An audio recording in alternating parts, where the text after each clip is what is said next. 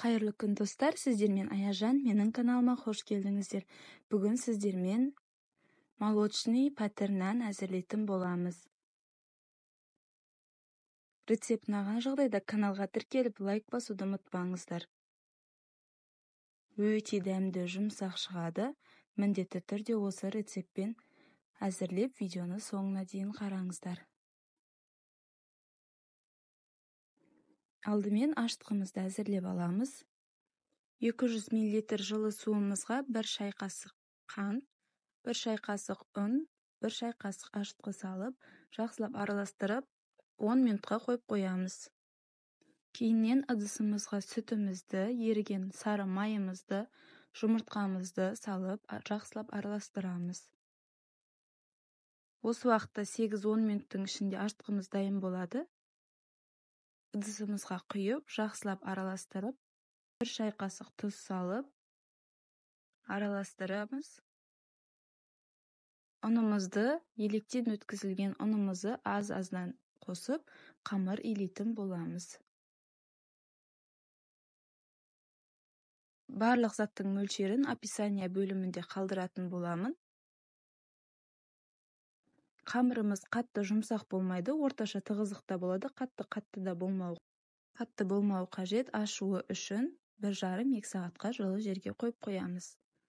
Міне қамырымыз ашыды, дайын болды. Қамырымызды 4 бөлікке бөлеміз. Осы рецепттен 4 лепешка шығатын болады. Таразымен өлшесеңіз де болады, немесе көз мөлшерімен өлшеп 4 бөлікке бірдей етіп бөлеміз. Зуалай етіп, тағы демалуға 5-8 минутқа үстін матамен жауып қойып қоямыз.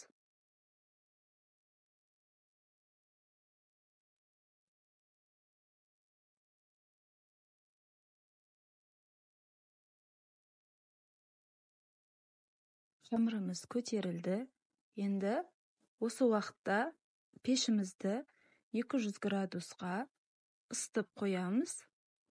Әр пеш әрқалай. Мен 200 градуста пісірдім.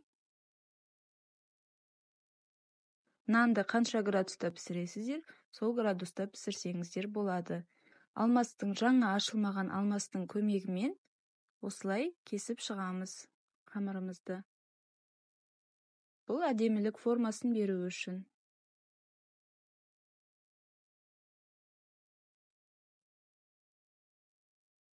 Жақсылап ортасын ашамыз, қорықпай аша беріңіздер.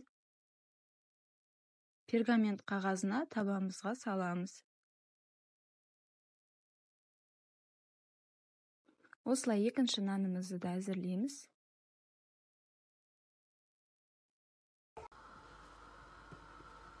Шеккішпен ортасын басып, жұмыртқаның сарысын жағамыз. Кейін әсемдік үшін мак, күнжіт, седана сепсеңіздер болады.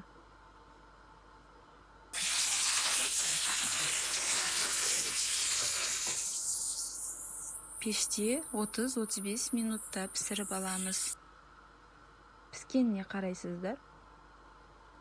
Менің пешім жай қызады, сол себепті 30-35 минут уақыт кетті. Мінекей өте жұмсақ, дәмді нанымыз дайын болды.